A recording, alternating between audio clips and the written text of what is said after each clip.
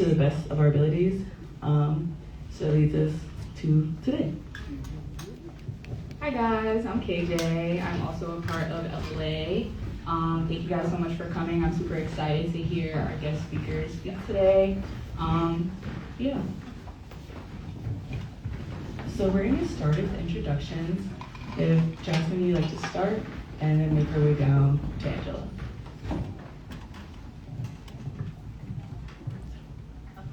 Can you hear me okay? Yes.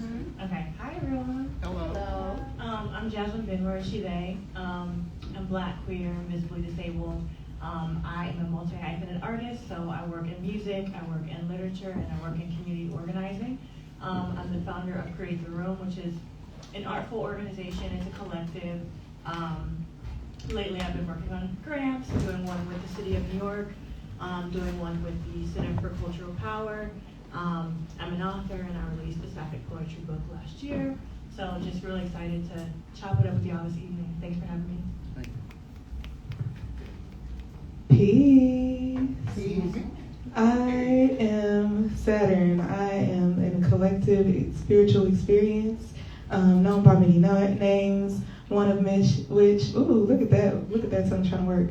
One of which, I ran here, y'all, is Mother Shakura. I am a hood community healer. I am here for all of the other people that live under the umbrellas of oppression, who are often underrepresented, so prostitutes, sex workers, hood niggas, thugs, all that. That's who we represent over in my space. I'm also the founder of an organization known as Mother's House. We serve the Black queer collective, predominantly, and all Black people, to bring back the living history of hoodoo and all of our sacred practices that were once forgotten. I also am a multi-hyphenate thing. I consider myself an art in of itself, just as an existence. I am a performance art walking among us. Anything else I want to tell y'all about me? No, that's it. Thank y'all so much for listening. Hello, lovely, beautiful people. My name is Aleo Pugh. I use she, they, she, whatever order, order of operations, we're really getting it down today. But in terms of my creative pursuits, I primarily write. So I started out doing like journalistic op-ed sort of deal. And my focus is really uncovering obscure truths within Black queer life. So talking about folks on the margins. And I like to push against the idea that we're giving folks a voice because folks have a voice and we're really there to uplift it. I also am working on a memoir right now about my life. I'm trying to figure out if I want to do a fiction or nonfiction version, kind of pulling from Audre Lorde's notion of automythography. So that's kind of what I'm working on. I also work in reproductive justice. I am a communications professional, so that's what I spend my daytime doing. But I really see my job as kind of source to harness my other creative desires around writing. Oh. Good evening. My name is Angela Denise Davis. I'm the creative director for Zami Nobla, the National Organization of Black Lesbians on Aging, where we center the lives of older Black lesbians 40 and over through service, advocacy, and community-based research. In my capacity, I direct our community music program, so if you're ever interested in learning ukulele, I'm your woman.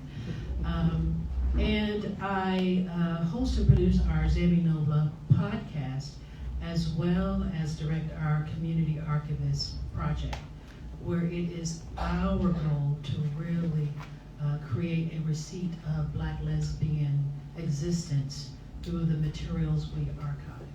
And I'm legally blind, so I say that because I think it's important at all of our intersections to make sure we show up. All right, thank you all. KJ, do you want to start with the first question?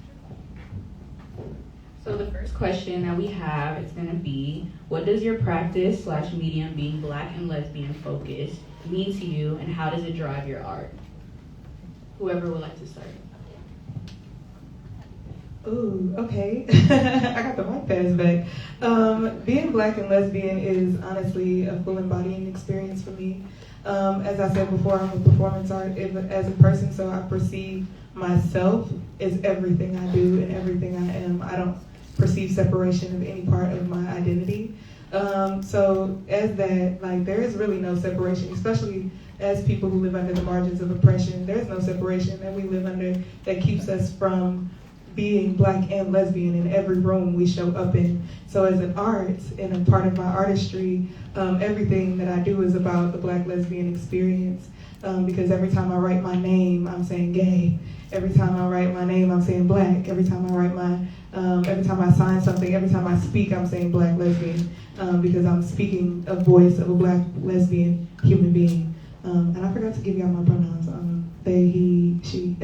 So in my art form and the work that I do for the community specifically, I teach a lot of Black people who are living in their identity, who are struggling with embodying themselves, how to embody, how to overcome shame, how to overcome the shames that have been projected at us about our history, that have been projected at us about who we are, that have been projected at us, and we have started to internalize in our own programming as being shameful or sinful. Hoodoo in itself is an anti-sin practice. So taking away the idea that being a lesbian is being in sin, and that being a part of my practice as well.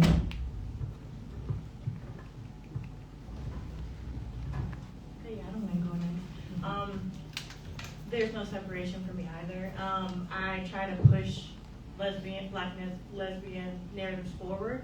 So it's in my poetry, it's in the scripts that I write, it's in the songs that I sing, it's in the people that I want to work with. I think it's part of the magic.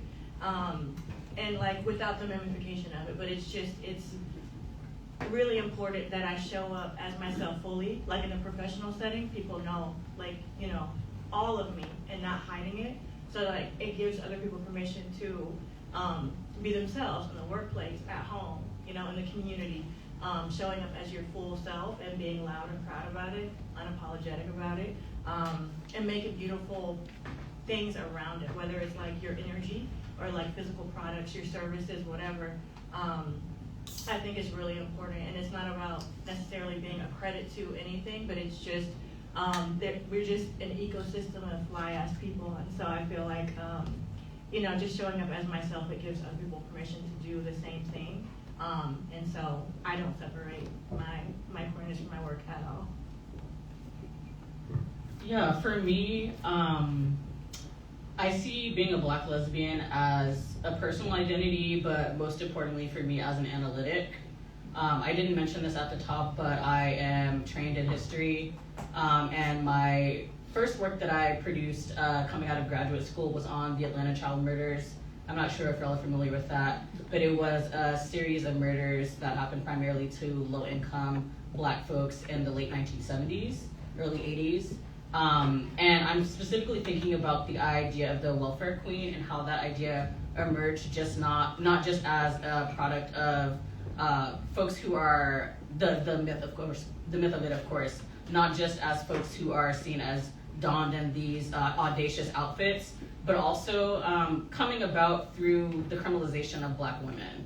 And so that particular work looks at, goes beyond just seeing criminalization as something that happens to primarily the Black victims, but also looking at how their Black mothers are also criminalized. And so that piece of work looks at the media treatment of, it was an organization called the Committee to Stop Children's Murders, I think, STOP for short. And I'm looking at the ways that those Black women are effectively queered by the ways that they're positioned by the state as enemies, effectively. So I think that's how it shows up in my work. I think, you know, going off what everyone else has said, it is inseparable. Those things are inextricably linked for me. And so I think it shows up in all of my work, whether I wanted it to or not. I'm a Black lesbian, so it's going to be front and center. You know, what immediately came to mind to me when you asked that question was the quote by Anna June Cooper, "When and where I enter, the whole race enters with me." And as a blind Black older lesbian, I realized that when I walk through doors, there are a whole lot of people behind me and around me. My community comes in with me through those doors. So that is a sensibility that tells me that the work I do is not just about me, but it's about our community. And whether or not people may see one aspect of my person, is on them. Maybe they can connect with that. But it makes me say that the fullness of who I am has to be appreciated, that I keep, as Audre Lorde would say, all of my identities afloat, so that when I show up, I'm showing up for all those people in the community of which I am a part, who can be proud of the way in which I am using their blood, sweat, and tears to do my work today, so that in the future, queer people, Black people, lesbians, blind people can benefit from what I do today. Well, thank you all so much. So for question 2, if healing is a part of what shapes your work, please share how and why this is central to what you do. Starting with who wants to start first?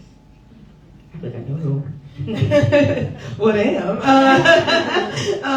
Okay, so healing is the work I do. I consider myself a shadow worker. I help a lot of people unpack what is in them. And so, excuse me, like kind of what I was mentioning earlier about hoodoo being a part of what helps us unpack what our identification of sin is.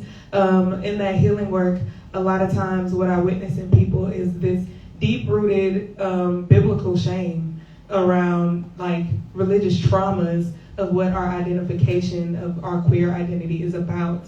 If you're like me, you grew up in a church. And growing up in the church looks like hearing every Wednesday or Sunday that you were wrong for existing. And hearing that over and over again, whether you choose to accept it or not, still is ingrained in a portion of your covert psychology. And healing that in yourself is really just reconnected to your roots. And the root work aspect of it is remembering that queerness is a part of our ancestral legacy. Before colonial reality, before they started telling us who we were and what we were supposed to look like, we were kissing women. We were, I'm not gonna get inappropriate, that's how I talk, but you know what we was doing. And that is a part of our identity of self.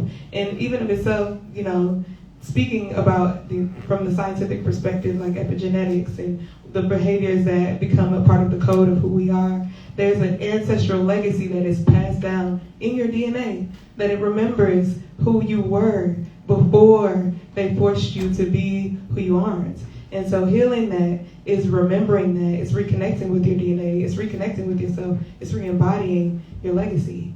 Because there's a very strong Black queer woman legacy that predates all of the BS that exists inside of you.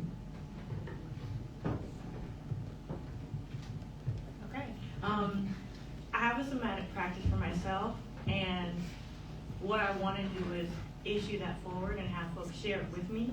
I spend a lot of my time in music studios making music, different people, and so what that would look like is breath work, meditation before we even start, affirming each other before we even start. So I do that with folks regularly, but I want to expand that.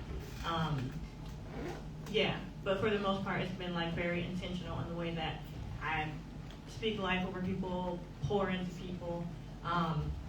But I do want to have even more of that in my practice and in my work, because people just see me like very grounded and calm, and they wonder, you know, where the peace is coming from. And it's a beehive in there because I'm in multiple worlds as a storyteller. But I think it's really important to take a moment and just like be present and ground with the people who you're working with, and like see them as people first. And so that's a great question, because it's like gearing my mind up for how I'm going to show up for myself and for other people as I continue to like move forward in my journey. I had to think about this question a lot, because immediately I feel like healing didn't surface as part of my work, but I think what my memoir is actually doing is it's a process of healing in public. And I think of healing not just as a destination, but as an invitation. And through my writing, I'm inviting folks into their own process of healing. So sometimes I get really abstract with my talking, so let me ground you in what my memoir is about first. So my memoir is like an exploration of identity. For me personally, I've been through a lot of different iterations of self. And so the memoir is about kind of charting my life history and specifically thinking about, I think dominant notions of identity are very static and very fixed, and I think that can be the case for some people, but for me personally, my identity was a process of like emergence and becoming. When I was young, I honestly like really distanced myself from lesbianism as an identity.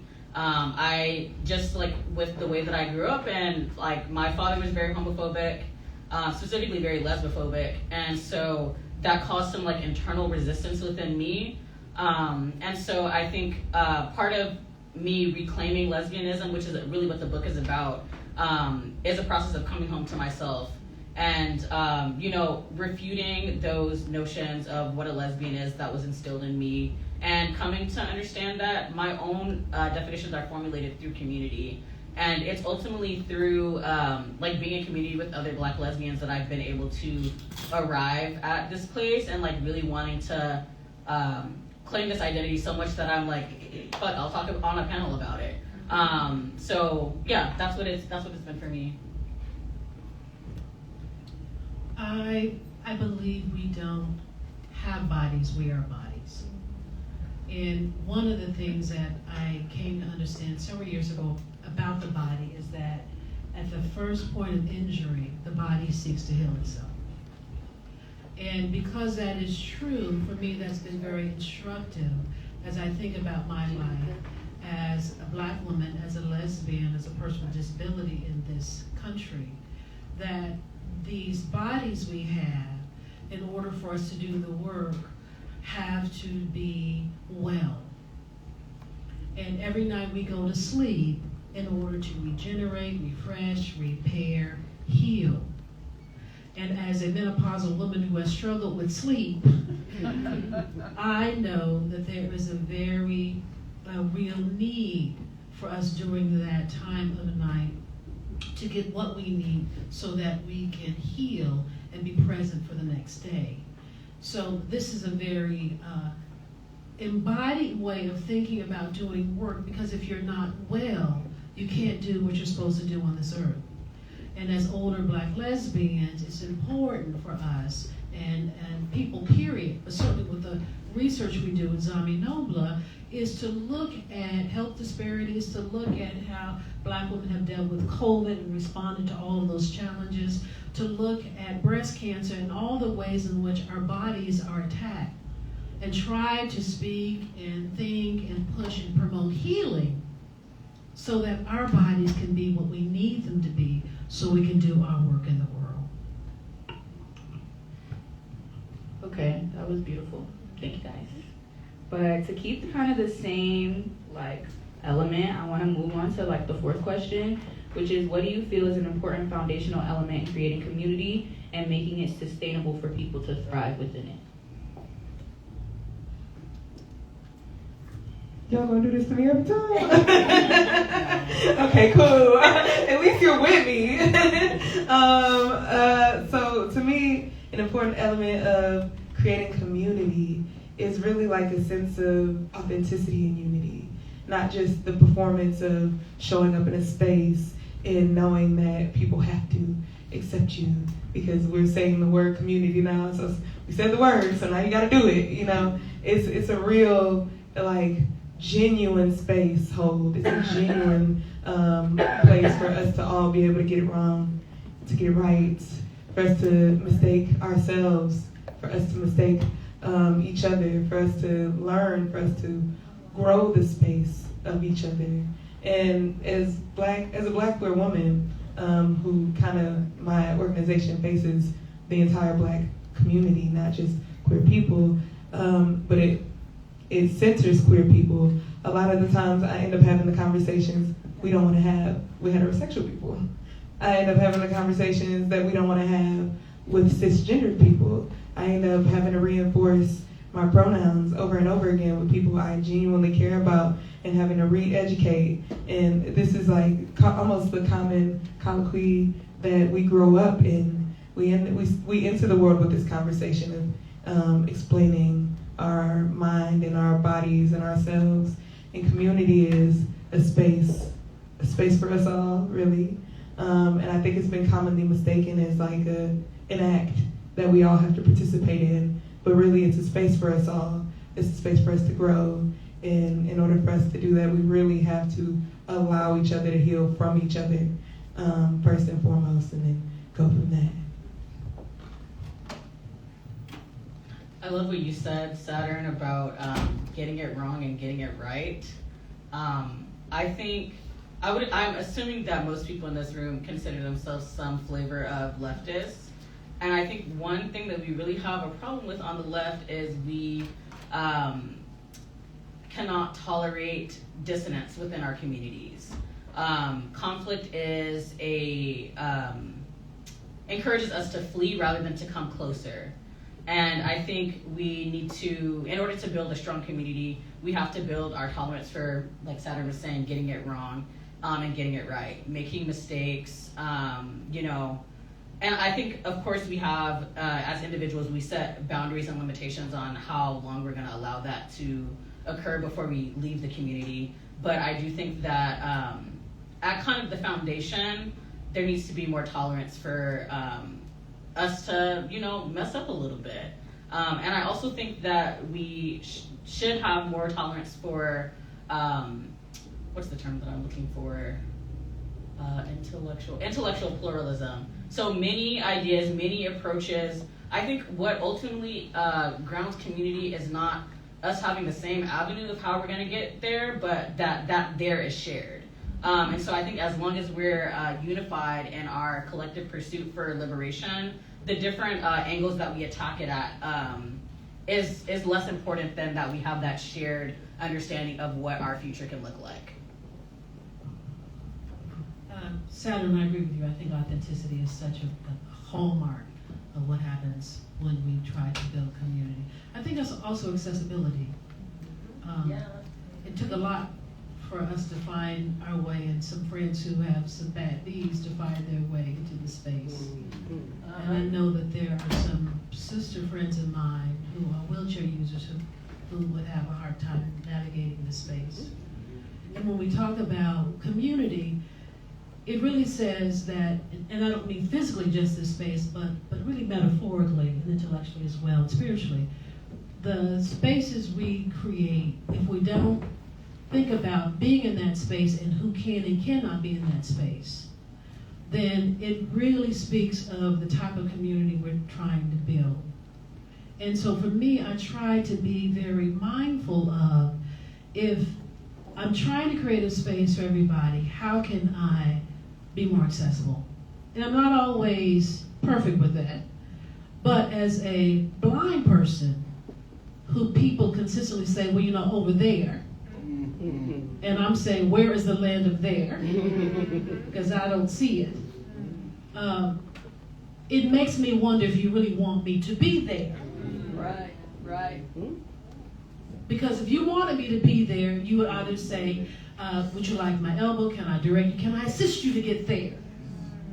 So for those of us who are building and forging community, I think it's important to say, we want as many people as possible to be in this space.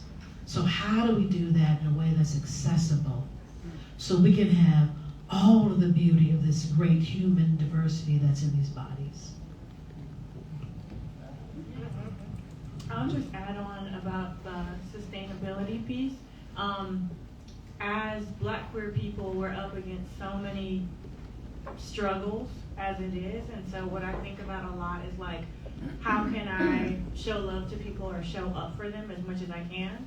So if that means paying you your rate and not asking for a friend discount just because we're friends, if that means like bartering, if that means looking out for an opportunity that I know you're a good fit for and forwarding that opportunity to you, hey, I thought of you. Or even if it's not, an opportunity, like, hey, I thought of you, like checking in on people, because a lot of times we are that person, like we are the strong friend for everyone else. And so just genuinely wanting to know how people are doing and making sure that they like giving provision basically where you can, whether it's like emotional or like resource based, but just making sure like if you have, that your people have, like and looking out for each other. I feel like that's what makes it sustainable, because being ourselves, like that's a journey in itself. But the work that we want to do, there's there's battles with that too. So just trying to like lighten the load for like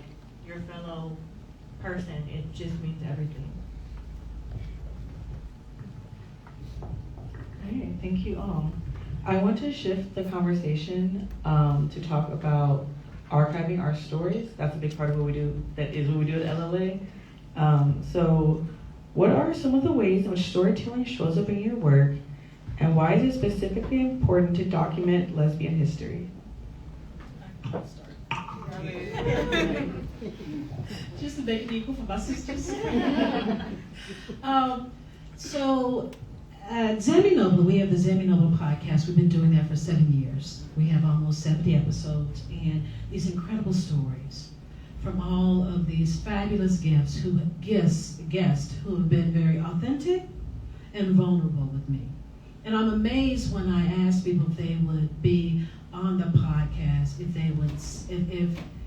they say yes or no. I'm amazed that people say yes. And I have a rule. I will ask you 3 times. And if I don't get a response after that, I will never ask you again. Because obviously it's not time for your story to be archived with us. But with these stories, and we call this collection a sound source for Black lesbian history, and it's sound because it's audio, but it's also sound because it's solid. And these are our stories. We are documenting them and carrying them. And so as I listen to these incredible stories that my sisters tell me, I'm always amazed. And my partner, Marianne, who's also the founder and executive director of Zambi Nobla, every time I finish, she'll say, "How was it?" I said, "Oh my God, it was the best interview yet." She says, "You say that every time." I said, "It's true. That was the best interview yet." And I think when we begin to collect these stories, we do what I say is we provide receipts of our existence. And so this is the largest way that we are making a contribution to digitally collecting the stories of our sisters, so that when we're not here, someone else can hear this and say, "Oh, that's what those Black lesbians were doing in the 2000s and 2020s and 2030s. And so I see it as a privilege and an honor to sit with folks who are authentic and vulnerable and willing to share their story, because that's a gift. It's not a given. It is a gift when someone sits and tells you a story, and I consider that to be sacred work.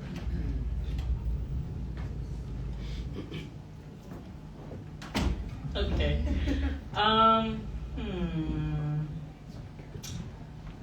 I am struggling to answer this question because I think my process of storytelling is still beginning in many ways.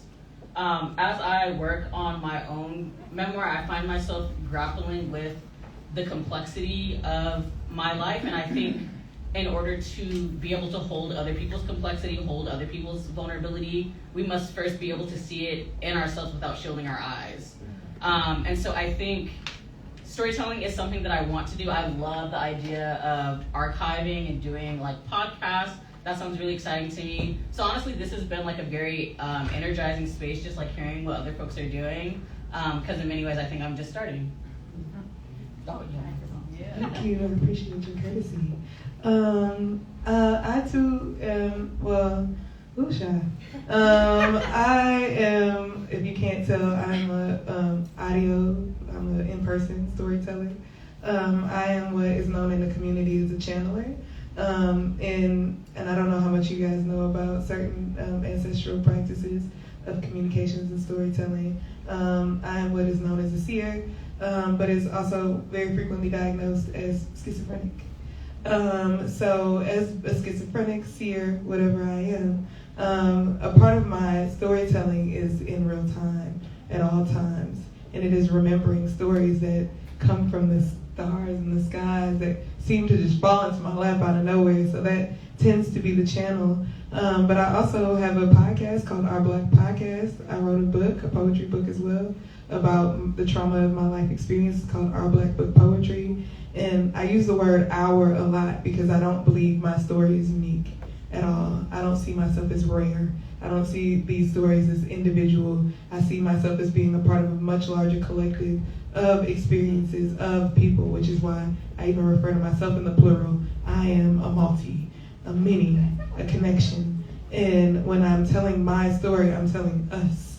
I'm saying us every time. And so living in the archive in my mind is a part of it, but scribing it down, hopefully getting that book published this year.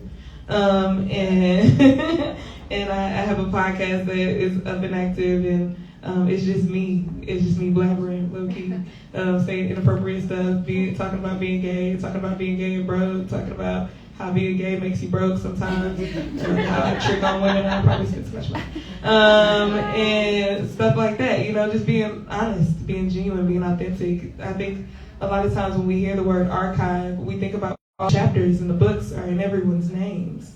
You are the name. You are you, chapter 332, verse 12. And every moment of your life has that storyline in that archive. So, maybe this is me being like, I'm inviting us all to be our own archive and not forget that you are your ministry and your Bible and your truth. And so I am working on being my Bible, and my journal, I think, is a Bible, and my podcast is a Bible, and my existence is one. So, yeah, that's how I see it. That's amazing. I just want to go on the record and say that archival work is so hot. Like, it turns me on a lot. And don't make it be Black Lesbian. Oh my God. So, I just had a birthday and I started. Happy birthday. Thank you. I was like, ooh, you just turned 35. Like, it may or may not be the halfway point. Like, this is like phase 2. This is like, whatever. So, like, what are you leaving behind? I was on a webinar and a gentleman was saying, how are you preparing to be an ancestor? And I was like, ooh, and so I haven't stopped thinking about it. And so I just have this nerdy ideology that I'm leaving stuff behind. I want to consider myself special and important in real time. And so I started my archive at the Lesbian History Archives in New York. Just throwing stuff in the box, someone's gonna encounter this someday, kind of like a time capsule, when you were in school. And so I encourage y'all to do that too, collect your things, round them up, curate them your way. As a singer-songwriter, as a screenwriter, as a poet, I'm wanting to leave all this stuff behind. I'm Easter egging things and just trying to be intentional in real time because I know I'm not always going to be here. So I just think it's really important to tell stories, and they are messy, and they are fun, and they are sexy, and they are about family and about the places that I've lived and the people who inspire me and food and just everything. But I think it's important to tell our stories in real time and think about don't leave that tech piece off. Angela, you mentioned digitizing everything. That's so important. They weren't thinking about that then. There's lots of photocopies of things. So also think about the way in which it makes it kind of easy for the next person. I think that's what it is. It's just keeping the future in mind. It's living beyond yourself. It's Afrofuturism at its highest. Is that you're taking these things and deciding that someone else is going to encounter them, like I said before. So I think it's the sexiest, coolest work ever. Yeah, that's how I feel about archival stuff. Yeah. So I'm going to go off script here. I have one final question. So this is recorded. If someone were to encounter this, what is the message that you're leaving behind? Think on that. I'm probably the oldest person on this panel. I'm making that. I'm pretty safe to make that assumption. At 56, and I think about what a joy it is to be in a space with queer creative folk from different places, doing different work, different ages, different ways of being and moving in the world. And my hope is that at this moment, as we capture just what it means to be in a space where we are coming out to talk about the work we do and being in community and being queer, that there is a measure of joy that can be had and held, not just even now, but in the viewing of this in the future. That we love our work, we love who we are, even as we struggle with who we are, and struggle with the work, and struggle with community. But that in this moment, that we have and we hold and we are moving forth with such joy, even in the midst of all that's going on in the world right now. That we say we show up with love and compassion and community, and just trying to move through the world with this deep, abiding joy.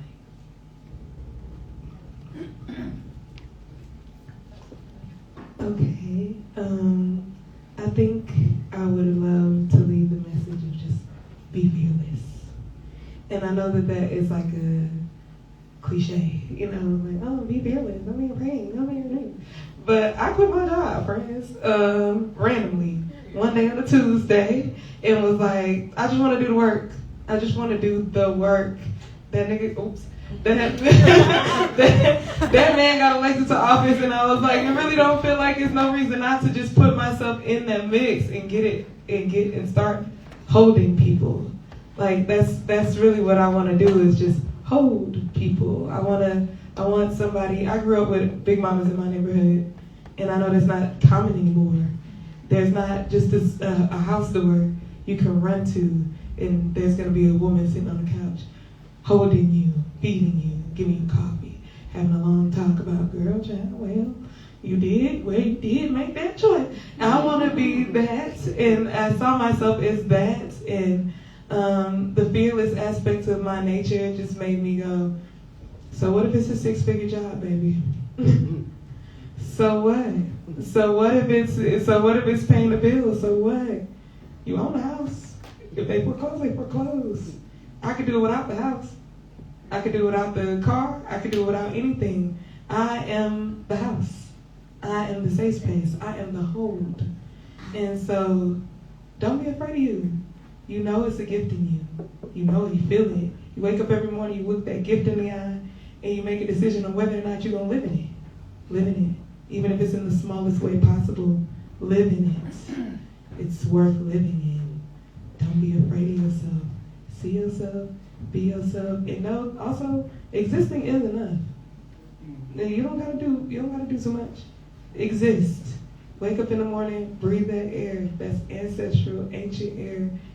Energy has never been created or destroyed. Everything around you is a part of you. It's in you. It's been a part of you. It's nothing new under the sun. It's nothing to fear, really. Don't let these people get you in your head thinking they can take something from you. We gave ourselves freedom. Our ancestors revolted to get our freedom. I don't care what they tell you in their history books. Abraham Lincoln ain't give us a thing. That was our fight that we won. We win every time. And if you know that and you remember that of yourself, you know they can't take nothing from you. They can't shake nothing about you. And in the good words of my old folks, I'm going to keep on walking. I'm going to keep on marching. Walking on the freedom land, baby. We going to get there together, So don't be afraid of what freedom will look like without their systems. Jeez, this is so hard. Believe in yourself always. You are wonderfully made. No one is bigger than your program. Tap into source, however that looks like for you, but figure out your belief system. Explore others. Travel. See the world. It's a beautiful place. It's huge. See as much as you can. Have lots of good sex. Move your body. Move your body. Read. Read as much as you can. Rest as much as you can. Eat as well as you can. Take your supplements. Check out for those fibroids, all the things, the things that we encounter. Write it down. Yeah. Write it all down. Keep your receipts. Be a vessel. Yeah. That's what I would say. Yeah. Something that I've been sitting with is the notion that everyone is special, and everyone is special because they're a person. But no one who is like a prolific thinker or prolific writer is better than you. They're just more audacious. And really what I think what I'm walking away from this conversation with is that it's okay to be seen, and that audacity is what will push you forward. It doesn't have to be perfect. It doesn't have to be, all the edges don't have to be smooth. You just have to be willing to put yourself out there. So that's what I'd say. Thank you. I almost started tearing up, but I'll do that later. So we're gonna open the floor for Q&A. If you don't ask any questions, I will. So can we have one of the Bluetooth ones? Yes.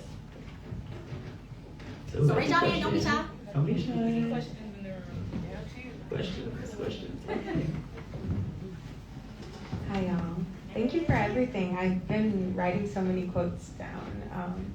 But I have a question. How might you all suggest that Black lesbians who live in places where they're isolated from community and isolated from their immediate community, but also from Black lesbian community, might go about like healing and also staying connected to their identity, their history, their roots, getting rooted, finding, where who they are, and knowing that they have space, maybe not where they are, but elsewhere.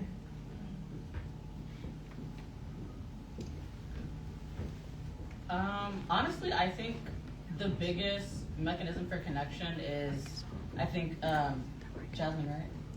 Yeah, Jasmine mentioned reading. I think community not just lives in the present, but also, oh, it's not on. LOL. Okay, I'll restart. I guess I'll back up and I'll say I work in reproductive justice and specifically focusing on, a lot of our work focuses on proportionate access. And I think a lot of times I'm thinking about rural communities and how so much of our access to what gives us life is contingent on our zip code. And I don't have a perfect solution for that, but one thing that I can say in the times that I felt the most isolated is reading. I think also doing, using census records and things to get reconnected to your own history can also be a really grounding thing. I think that community lives not just in the present, but also in our connections and our relationships to the past. When I was working on my master's and I would go in archives, every time I touched a piece of paper, I would just close my eyes and sit in it a little bit and think about how there was someone at some point in some place of time that had touched this document, and that there's there's connections in all of these different materials that we're exchanging with each other, be it digital writing or even print books that we can read. I think also what would be really cool is doing a book exchange with people across the country. I think that gives you some of that similar tactile feeling of knowing that someone else who shares your identity and has a lot of the similar experiences ostensibly as you has also touched and also sat with this work.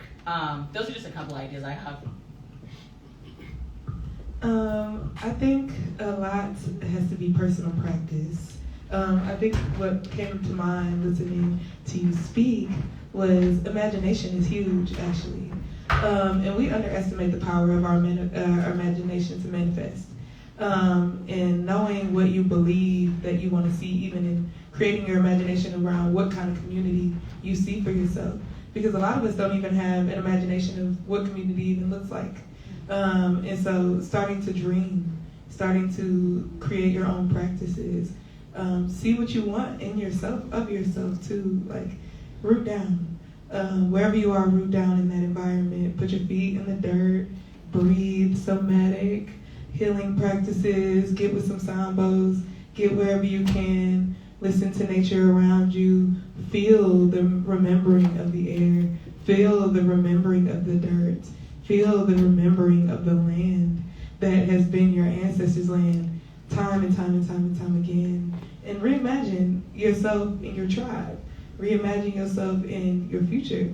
Know the bodies you want around you, the energy you want around you, the feelings you want around you, and then manifest, Start to pull it into your reality. Social media is a drug, but it's a useful tool. There are a lot of us online. There are so many people you can reach and touch and communicate with and create a whole digital community around. How we got here was online, these things can pull us together. It's more people than you might know of in isolation, in different places, even in the world around you, that are also feeling simultaneously the same experience of isolation, but manifesting and pulling those people through whatever channels you find necessary. You can absolutely see those people in real life before you know it. Just call them forward. I'll add on and say there's different organizations, publications that you could follow and start attending their in-person events, and then from there make connections and plan to meet. Because there may be people around you that you don't know about, but I imagine if not, you may have to start it based off the things that you like. So maybe it's a book club or a supper club or whatever. But think about things like your Facebook groups, Meetup. GLAD has subset organizations for Black and Brown folk. Sinister Wisdom is a publication. They have lots of Zooms. Lots of historical stuff I love to learn about. I got dragged into a Salsa Soul Sisters panel. I didn't even know where I was going, but it's so funny, what you learn when you just open. So any of the, the feminist study and Africana study, colleges, keep an eye on their calendar. You meet people there. And I heard the streets say church. Is what I be at, but I don't know. Haven't been in a while. I'm Buddhist now, but I think, just doing the things that you want to do first, and then you meet your people there, and you'd be surprised, who over there, So I hope that kind of helps. Yeah. And bookstores. Yeah. That's a very important question. This one that Zami Nobla is always keeping at the forefront of the work we do, because we realize that especially in a youth-centered culture, older Black lesbians are often in places where they're isolated. You can go into a space and almost as if, some people are like, what are you doing here? And so we recognize that sometimes the older Black lesbians we know are isolated because of it may be transportation issues, maybe mobility issues, it may be spiritual issues, that they just feel like they can't get out of the front door. There's a song, Gay of Dek Balola, I love her work, she's a blues singer, old Black lesbian, old Black dyke, and she says, and she has this song, she got out of the closet, but she can't get out the front door. And so there's so many of us who, we can get out the closet, we can't get out the front door. But in addition to that, there are so many of us who can't get out of the closet. And we think that getting out of the closet is a young thing, that in your 20s and your 30s you're struggling with this. But it's not until you talk to women who are 60, 70, 80 who are struggling with getting out of the closet that you really appreciate it, what that means. And so I had this experience last September where I had a band. Was Amy Noble had a band, the She, and we performed with Deirdre McCullough. And afterwards, a woman came up to me and she said, you know, I just want to tell you that the Zambi Nova podcast has been a lifeline for me, because I felt like I didn't have any community, that I couldn't be who I was, but I listened to all the stories of these women. And so listening to the podcast was her first step. And then she came to the concert. And whether or not she chooses to go through other doors of being in community with Zambi Nova is another thing. But the point is to say, I think that in this digital world in which we live, we have access to so many things that I didn't have when I was even in my 20s. And I was struggling to try to find out, you know, who Angela was. But now, my goodness, you have so much stuff, and there's so much stuff online. So I think it's a twofold thing of your really finding what you can find digitally online in the world that speaks to the joy of being a Black lesbian. Yeah. And then taking the steps of opening the door and walking on your front porch. And then discovering the world really isn't the place you may have thought it was. And that there's joy and community and love when you take the risk to step out. So I'd say take the risk, because there are people out there who strive to build community, who desire, whose work, whose purpose it is to build community.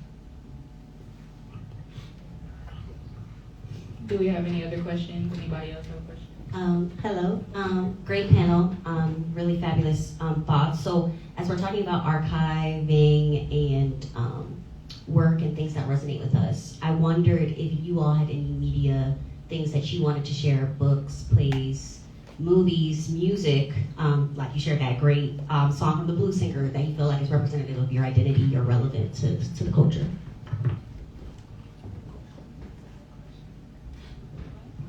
So I kind of started a little Spotify playlist called Little Known Black Lesbian Artists, because there are a lot of little known Black lesbian artists, specifically in Atlanta, that are like, I ain't gonna hold you. They be hitting the heat. You be like, oh wow. There's an artist in community with us right now who just dropped an EP, Teloria. It is a very fantastic EP. It's very much a lover EP. It's so right in the spirit of what's been going on in February, you know, everybody with their little Venetian energy, because we don't call it Valentine's around here, because who's that man? But, you know, like all that Venetian energy in the air, that is a good album for that. I'm trying to think of other artists that I know. One of my exes, her name is Sid Hines. She's fantastic. Let me see. No, I'm joking. She's an amazing queer artist. There are a lot of amazing queer artists in the community that I know of personally, a lot of personal contacts. Mother's House also showcases a lot of queer artists. Like, my brother is queer, he's a singer. I know a lot of queer artists come through our space, so, you know, shameless plug, Mother's House, if you are ever trying to come check out some live artists, some live singers, some live whatever, what have you, and we just know people who do the work, or if you yourself are trying to get in, you know, we got bands, we got instruments, we know some stuff. But in terms of like some literature, I right now am reading a book called Fresh Water. That is a very good book, and also if you want to get a little bit more context on gifted people on the gender fluid, sexual fluid spectrum, and also the Black African derived practices of seers and their gifts. The book is called Fresh Water. I can't remember. Y'all mind if I look at my phone to see the name of it? Yeah, it talks a little bit about the seer's gift in schizophrenia and how that shows up. And it tells the story from the actual voices in their head. So let me see here. I can't never remember the name of that. This is loading.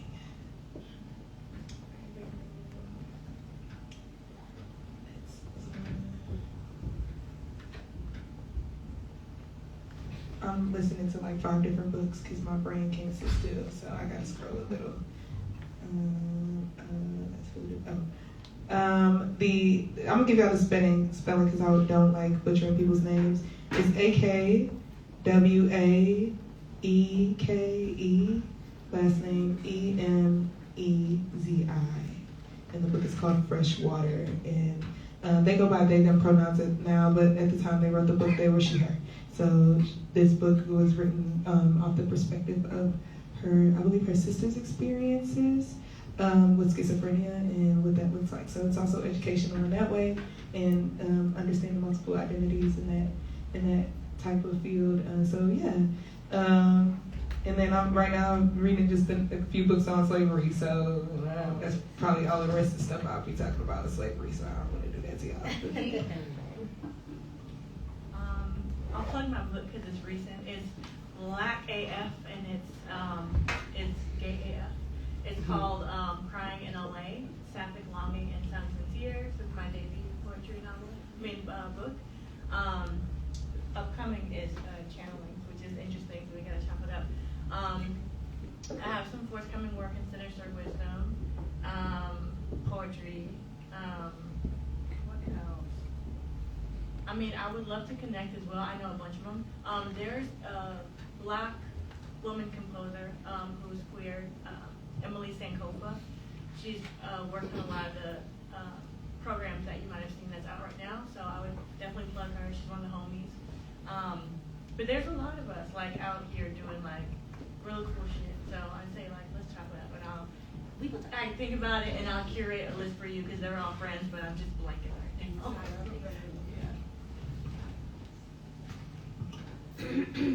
Sorry about that. I am a history nerd, so I'm going to recommend a historian named Cookie Woolner. This is one of the first pieces that I read that located lesbian existence within the past. And it's a book about it's not a book, it's an article, excuse me. It's an article about Jesus Christ. It's a contentious relationship between two Black lesbians that ends in one of them being slayed. I wanted to say that in the least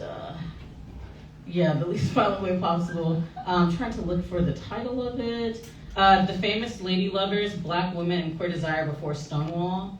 That was recently published in 2023. Okay, this is the article I was thinking of.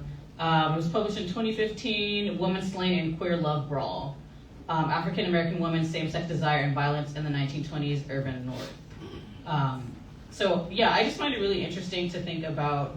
I think that a lot of, especially conservative rhetoric, locates queerness within the modern era, and I really am fascinated by any kind of works that locate lesbian existence beyond this present moment and really illustrate that we are not some conspiratorial emergence, that we have existed and will continue to exist. Of course, I'm going to say listen to the Zambi Noble podcast.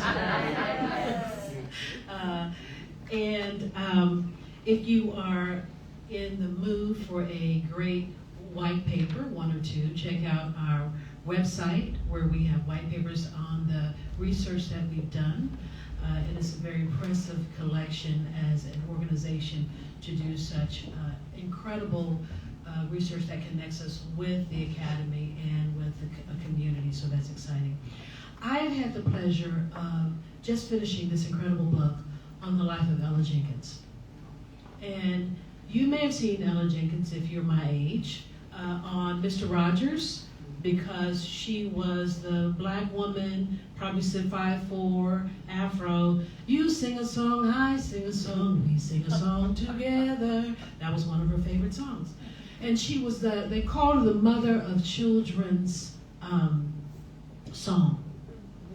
And I remember looking at Ella Jenkins and saying, is she family? And yes, she's family.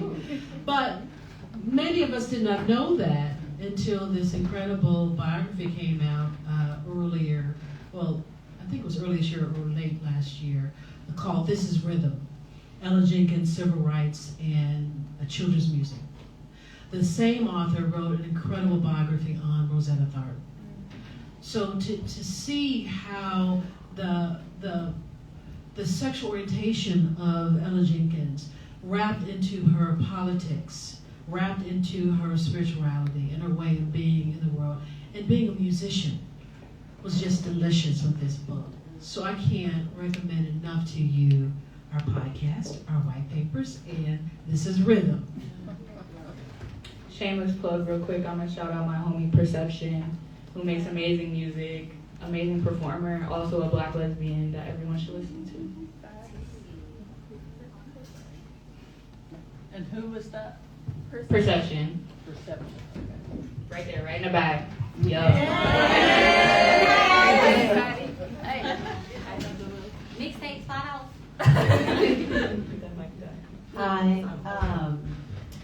I was thinking about this as you guys were talking, and also Saturn, I read that book, Freshwater. It's really good. It's a really excellent read. But one thing that I've been thinking about for you guys is how has, and I think it's also inspired by that read too, and also my Saturn return just started. It's in the ninth house. I'm just like, okay.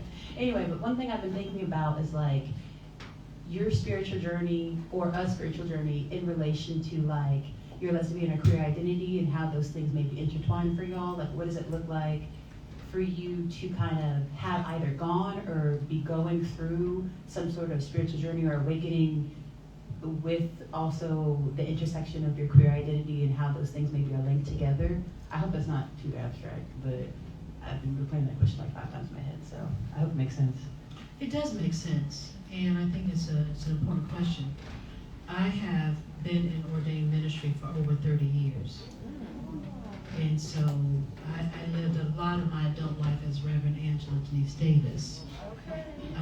However, a couple of years ago, I discovered that was not the way in which my call in the world was to be. And so I'm no longer in that role as an ordained minister, but I consider the work I do to be ministry. You know, teaching ukulele and letting people understand music as a spiritual practice. I mean, I don't call it that, but that really is when you sit down every day to be in conversation with an instrument, that is a practice. And you are intending for the instrument meant to talk to you as much as you talk to it. That is a practice. And so I think when I began to really understand the fullness of who I was, and I think that happens as you grow older. You know, when I turned 50, I understood life was nothing like it was in my 40s. And not just the way in which my body functioned, but the way in which my brain worked. And how I thought about the world, and how I thought about spirit. So being this person who had this large history of being Christian, and then coming to this place where I understood that the world was so much broader than the information I received when I was a young child and a young woman. And now I'm at the place where if I sit in our backyard and I listen to the birds, I know that's gospel. If I touch my feet in water, I know that's baptism. If I'm embraced by community, I know that's love. And those are things that I think come as you grow older, and for me, as I've come to understand the fullness of who I am. Because certainly as a younger person, all of who I was not appreciated. But the fullness of who I am has brought me to this very delicious space where I say, unless you have an experience of revelation with yourself and the divine, however you see the divine, if you are limited to a building that's going to get you to a place of heaven, then you may never find it. So being in a place where you can really fully appreciate just the air that you breathe and know that you share with not just this time, but as I think Saturn said it before, those of us who've been here before, that we're sharing the same air. And we're going to pass it on to others who will be here after us.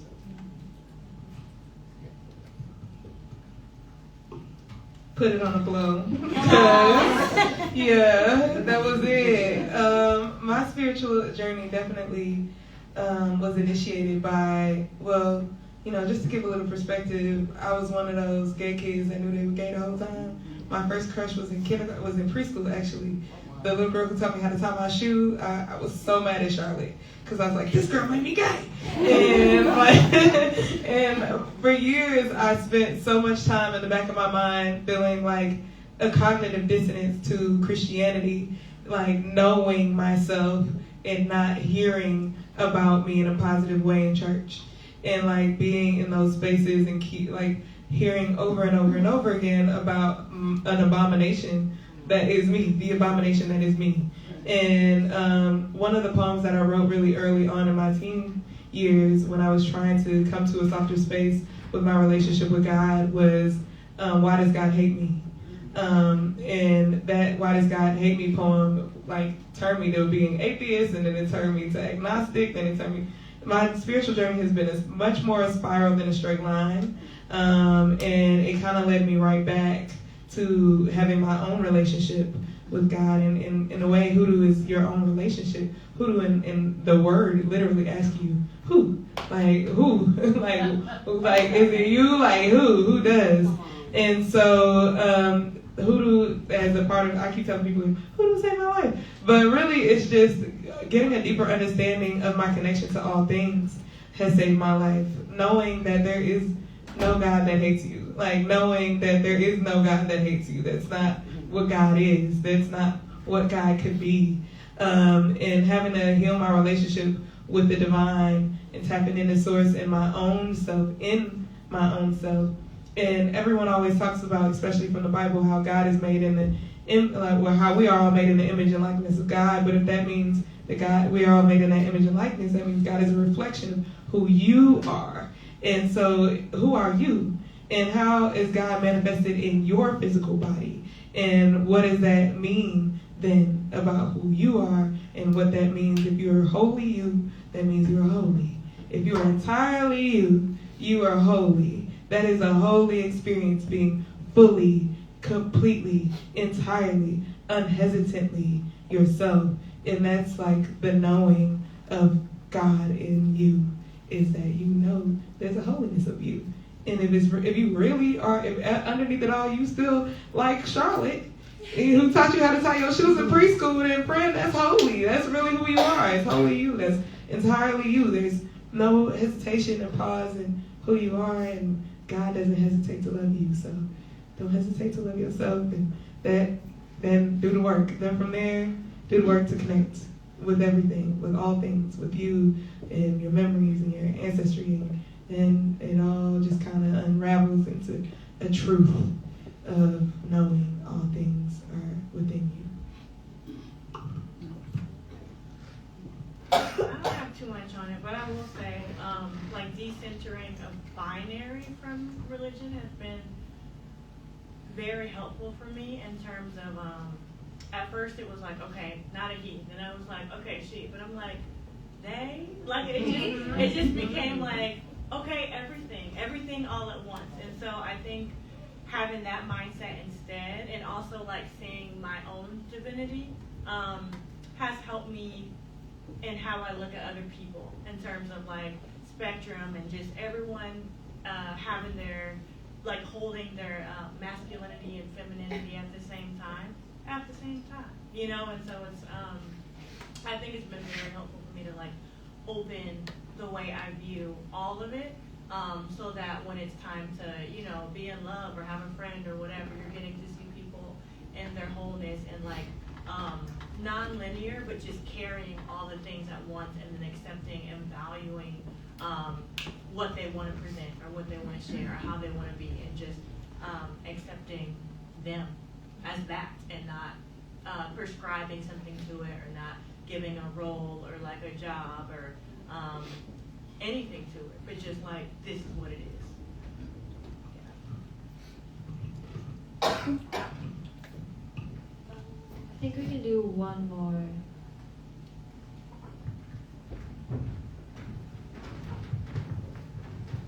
Hello. I had a question about, you guys have been talking about your work a lot, and I liked what you guys said when you said that you had to have the audacity to be seen in terms of doing that work. What was the catalyst for you to say, okay, this is my work and this is where I start in terms of all of the pursuits that you guys have done? Thank you.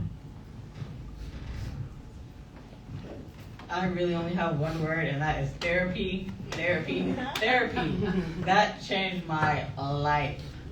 Yeah, I think just being in a room with another person, ideally someone who, at least for me, it was important that there's some alignment and shared identities.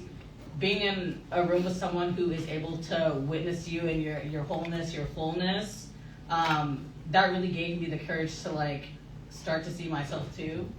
And yeah, I'm walking around with a brand new attitude, I'll say. After therapy, it really has changed my life.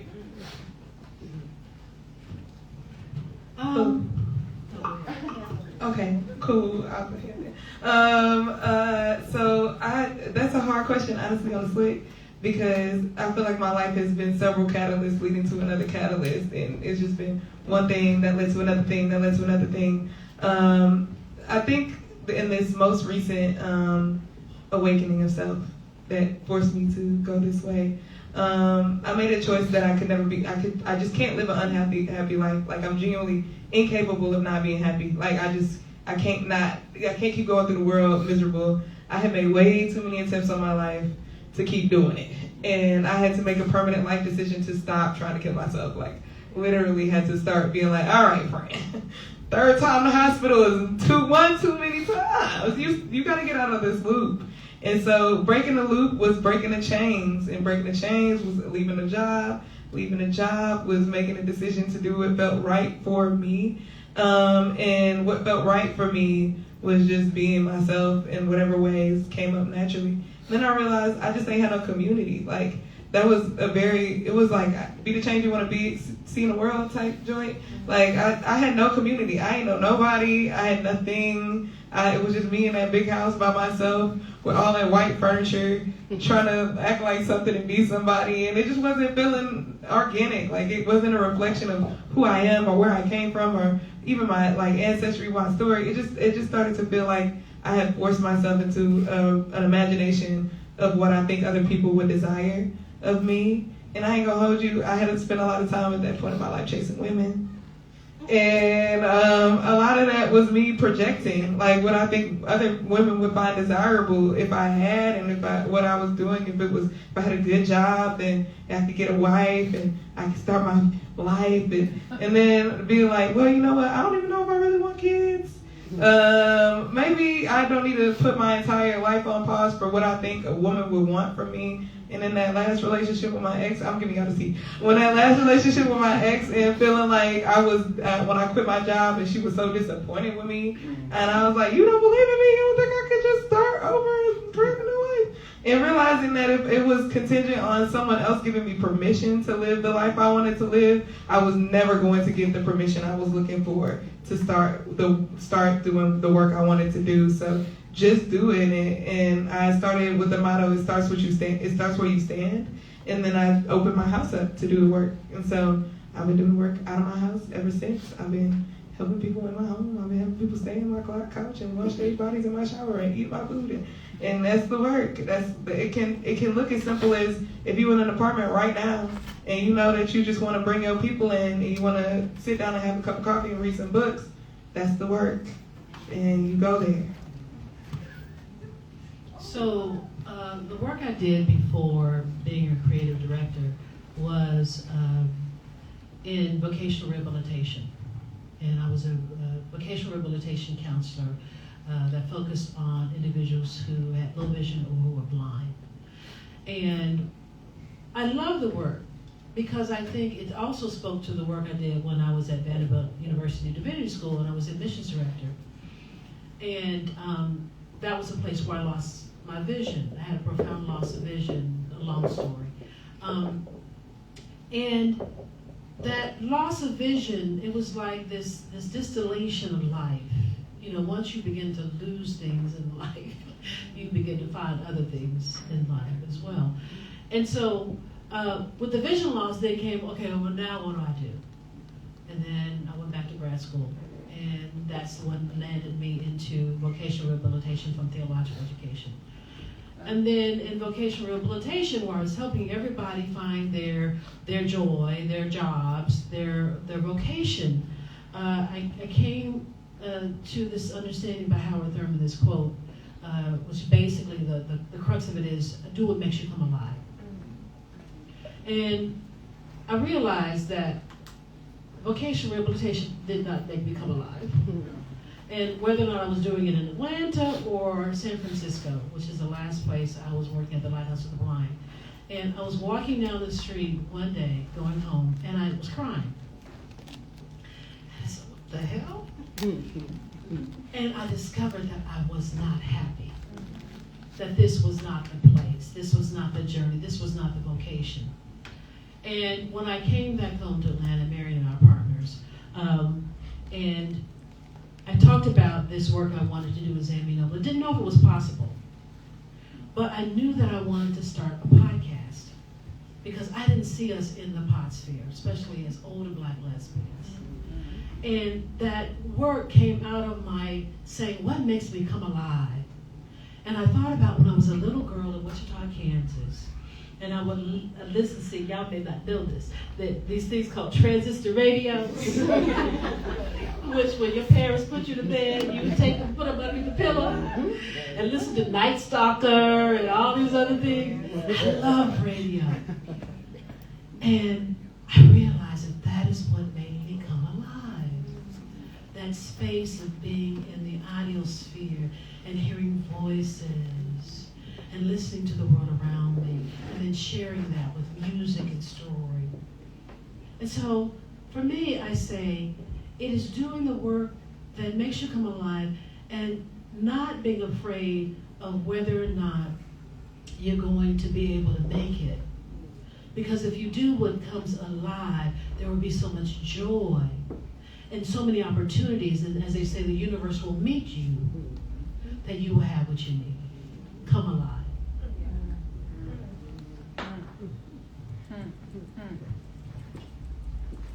Yeah, I'll just add on to that. I mean, you can't really follow that up, but I think for me it's the pivot and like for me thinking about timing and not being too long where I don't belong. Like you gotta move on. So there's been a bunch of stories like leading up, but I will say in terms of like movement, fluidity, all those things, like I think of it like a house and I think of it like a kitchen on like multi-hyphenate and like moving around. So multi-hyphenate wise, something in the oven, something in the crock pot, something on the stove. You know, it's like you're still cooking different times. Everything's gonna develop, keep an eye on it, put a timer, you know, sort of stuff. But that's like your life, the things that are moving. And then as far as like opportunities and having to pivot and do roundabout things to get where you need to go, just be flexible about like the journey, but not about the thing that you want, never about the thing that you want. So back door, side door, roof, like that is how I think about getting to where I want to go. Like y'all gonna let me in, but how I get through is like, you know, up to chance and my motivation and all these other factors that I can't see that are working for my highest good, but I always think this is for my highest good. Rejections too, there's a lot of that if you're an artist and life period, where you don't think you're getting something that you want, and you never know when that's a good thing for you. The rejection, that's protection too, so just, you know, being neutral about it all, like dusting your shoulders off and, but when your intentions are good and you're like, you know, pure about what you're trying to do as much as possible, we're never perfect, but whenever you really are like well-intended, things are gonna work out for you and when you least expect it. So I'm sure you can attest to that already in life, but there's gonna be a lot more of that and like beyond what you can see at this point, so. So this is probably going to be the last question. Probably. So I learned a lot today. What is something you all learned from each other?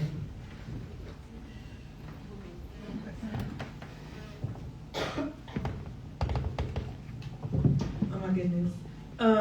One, I learned the amount of power that's sitting on these couches. There is some amazing people on both sides of these bodies of this couch. I really do think we don't think enough about different abilities of every type, from the mental to the physical to whatever ways they manifest. We really don't. And we often leave our elders out of the discussion for the trauma, honestly. And that's a very real bridge, a gap that really needs to be bridged for us all, is being able to share the room with an elder lesbian. It's like honestly, it's kind of like a fantasy of mine at this point, because I really want those rooms. I really think there are stories that they've witnessed I can't even imagine. So hearing an elder speak is always so much gratitude. And then you saying, now I'm gonna go down a little gratitude list.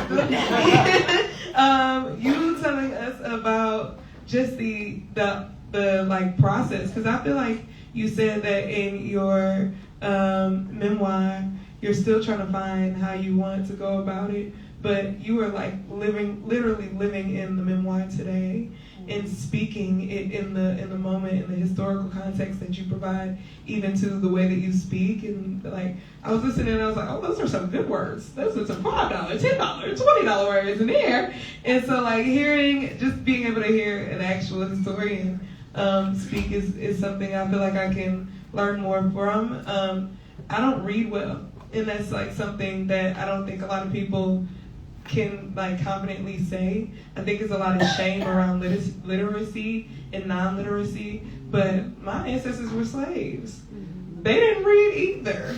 So if there's no shame in that for them, then there's no shame in that for me. I'm not a strong reader. I don't often read. Most of my information comes from channels, so I live for people who understand historical context and can give a little bit more weight.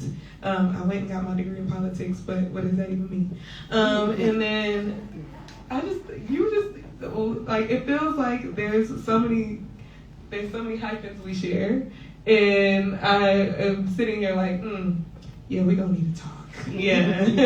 Even talking about the somatic practices, and I'm like, you wanting to do more of that? I'm like, I know a few things and a few places and a few people who probably can really use you in a space.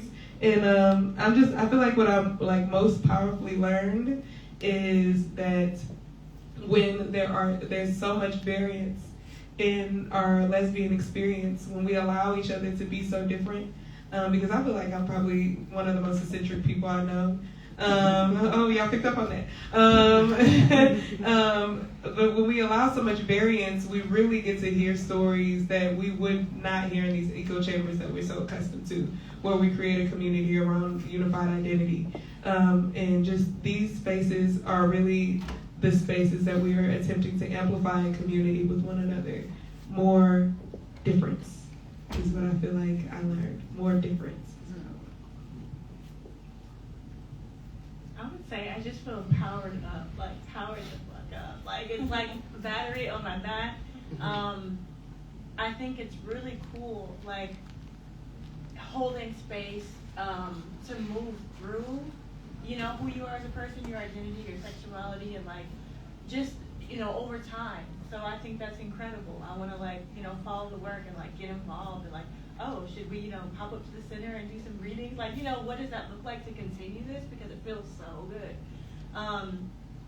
I am curious about more history. Some of the references that you offered, I was like, you know, you learn so much from just talking to people. And so it's like really, I just feel really charged to talk to more people. And like Angela, you said, like getting out the door. Like, you know, out of the closet, been out of the closet, but like get out the door too. And then I'm also thinking about like different, I'm thinking about so many things, like somatic stuff, about like really being a like custodian and a steward, like in action and practice. And so it's like, what does it mean to like take a collective to the next level? Like, what does it mean to like really like care for somebody? Like, oh, like if I see you without, like, I got you. Hey, I've been queer. Like, you know, like I really want to, I'm just thinking about like, how do I take a little something from everything that's been said tonight and try to implement it? I feel like that is the power and the work but also like continuing this and having more because it's obviously very needed and it just feels good. So I should keep doing it. For me, part of the thing that drew me to wanting to be on this panel was honestly just the name of this project, like the idea of a lesbian archive that's living, that's breathing, that's alive. And in my training, in my background in history, the archive was somewhere we went when we wanted to learn about something that had passed. It wasn't a place where we went to find something that was living and that was so dynamic. I think about how like sterile archives can be. You gotta be quiet, you can't put your stuff nowhere, no food, no drinks, and how we can be part of this emergent process where we're building a kind of alternate archive, a counter archive that kind of pushes against the notions that have made archives and made institutional spaces places where we feel excluded. And so it's really just like raised a lot of questions in me and thinking about how I can engage with other folks to start building a different kind of archive that escapes domination, escapes hegemony. So when I was a little girl growing up in Kansas, my aunt lived down the street from us, and I would visit her every day after school, and she would always ask me one question: what did you learn in school today? And that, I think, really set me up to move in a world where wherever I am, I listen because I'm going to learn something. And there's somebody else I could tell after that experience. And so as I've been sitting here and listening to the brilliance and the wisdom of my three co-panelists, I'm just struck by this whole idea of being in a kitchen and having all these pots, something cooking in the crock pot, something cooking on the stove, and how, if you're a cook, you know how hard that is, how to work with all of those things at once so they're ready for the meal at the end. But struggling with that idea of doing your work and put the cornbread in, the collard greens are gonna be there, you got the sweet potatoes, but that's okay. You gotta do the work and everything will be okay in the end. And then as you're serving that dinner, understand that the air that you're breathing is ancestral air. It is air those behind you and the air those yet to come. And the power of that and embracing that. And it's gonna be messy. But you can't be bothered about whether or not the kitchen's going to be spotless or clean or perfect. It's going to be messy. The historian says the kitchen's always messy. But when you put all that together, you do the work of feeding the community, right? Of giving bread to the community. Because you're doing the work in the kitchen and you're sweating with the air of the ancestors, and it's messy. And that's life.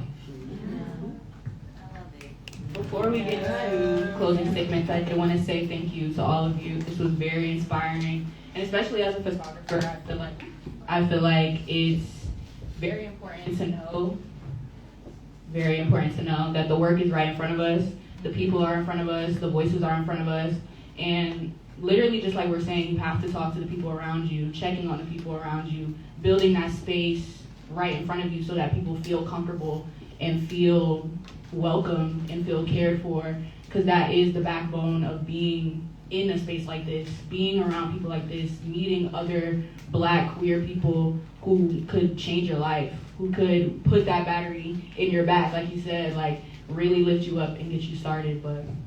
And I do want you guys to go ahead and tell us everywhere we can find you, any new projects coming up. Oh, sorry, I have my thoughts as well. Sometimes what I learned today is with Living Lesbian Archive, I often get in my head, no one cares, I'm just doing this. Like, often in my head, I'm like, no one cares about this. But I think listening to you all I'm glad I had the audacity to start. Like, when Ellie and I started this, I remember the exact day I flew in from Seattle, and we went to get ice cream. And we're like, we need more friends. We need community. It can't just be me and you. And we came up with the idea of what LLA is today. And then I think 3 months passed, and I'm like, no, Ellie, we're doing this today. And I sat down and sent 5 emails, and now we're here today. So, you know, to have the audacity. And thank you all. Even this, I was really nervous. I didn't know. But I thank you all for responding to my post. Well, I will post on Instagram, ask a question always. And thank you all. So like AJ was saying, everyone plug yourself, your music, your writing, your podcast. Where can we find you? Yeah. Well, I want to say a big thank you for this work and for what you do and your audacity to do it. Zami Nobla, ZAMINOBLA.org. You can visit us on our website. We have a YouTube channel, Instagram, Facebook, and any place you find your podcast, you will find Zami Nobla, so listen to us.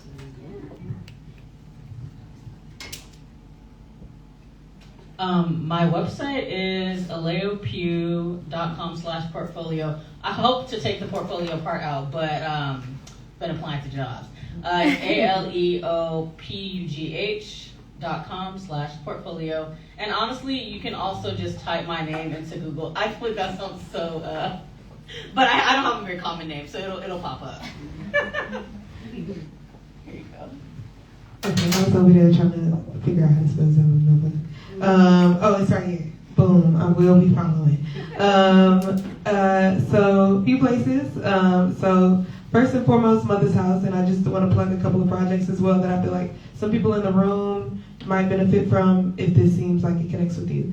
My organization is relatively new, so I'm very grateful that y'all took a chance on me. This is the power of manifestation at work because I saw a panel like a year ago, and I was like, I need to be on one of those. And here I am.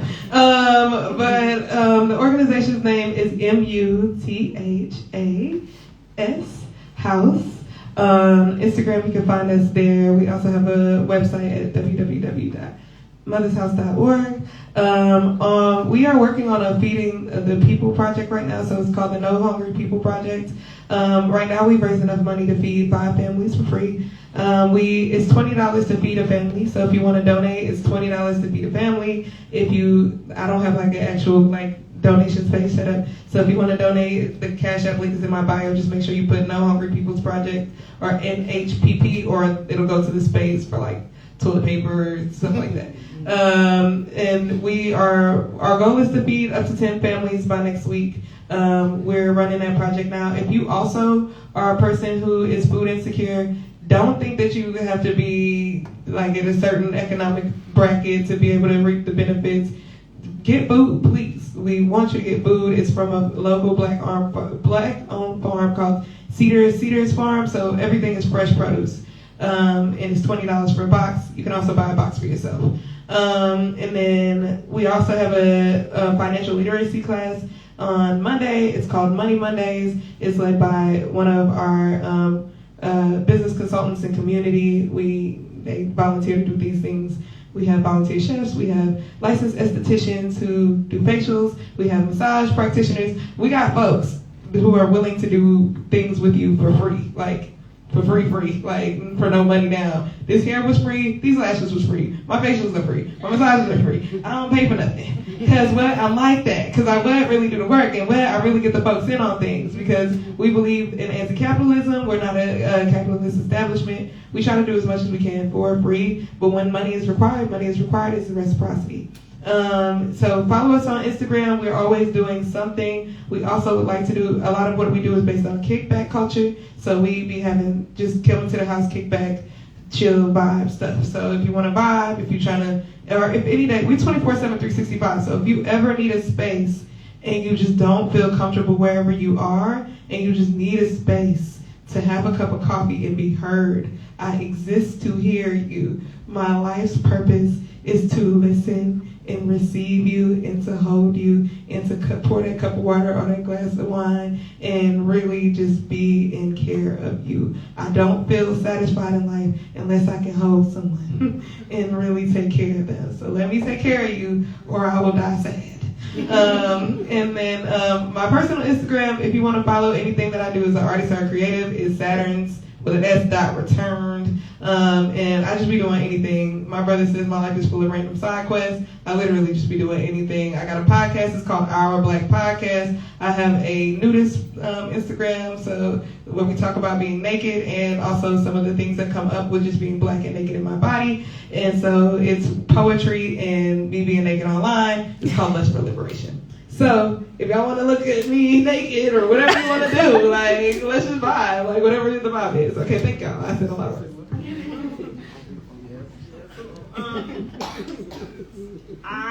So I have a couple pages, but the easiest way to like get a hold of me is at Write, WRITEONJAS. That's my main Instagram, and so everything is linked like in my bio. There's link trees, so there's like essays if you want to read that, and there's like the link to my book is in there. So the book is like where all books can be found. Yeah, that's the easiest way. You can also email me. It's the same, but at Gmail, so writeonjazz@gmail.com. I'm happy to like chat with folks, have virtuals, have in-person coffees. Atlanta's my hometown, so I really need to like, I've been in New York and I've been in LA, so I'm really trying to reestablish like roots here too as I go off and do my thing. But I'm happy to chat and meet with folks and like chop it up after this. So.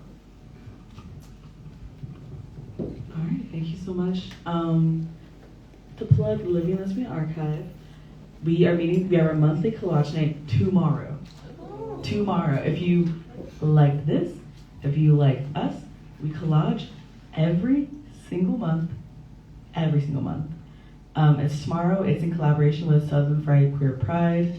It's at Create ATL from 7 to 5. It's on Instagram. It starts 6 to 9. 6 to 9, yes. It's also open mic night. So it's a little different we're doing a lot for Black History Month. We're doing a lot. As always, our zines are free online. Every single zine we've ever produced is at livinglesbianarchive.com. Wait, actually don't look because I'm reorganizing the website. But I will make a post in a week when the website looks fantastic. It will be on there. But they right there too. So they're $10. I work in tech, and I firmly believe that we need things that are not digital, or maybe we need both.